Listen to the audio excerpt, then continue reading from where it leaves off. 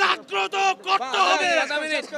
American পণ্য, Israeli পণ্য ইহুদি পণ্য, বর্জন করতে হবে। ইহুদি পণ্য, ইহুদি পণ্য ভারতীয় পণ্য এবং আমেরিকার পণ্য বর্জন করতে হবে। সেই সাথে বাংলাদেশে কাটতি বেড়ে থাকা ইসরায়েল এবং আমেরিকার দালালদেরকেও বয়কট করতে হবে। বাংলাদেশের মানুষের সংখ্যাগরিষ্ঠ মানুষ মুসলমান, এইটা আমাদের প্রত্যেকটা কাজে আমাদের প্রমাণ করতে হবে। প্রত্যেকটা কাজে আমাদের প্রমাণ করতে হবে বাংলাদেশ 92% মানুষ মুসলমান।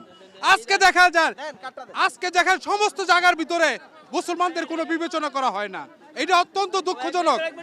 আর আরেকটা কথা হইলো, বাংলাদেশের ভূখণ্ড 1947 সালে হয়েছে মুসলমানদের সংখ্যাগরিষ্ঠতার ভিতরে। মুসলমানদের সংখ্যাগরিষ্ঠতার কারণে বাংলাদেশের ভূখণ্ড করা হয়েছে। যদি মুসলিম সংখ্যাগরিষ্ঠ বিবেচনা না হইতো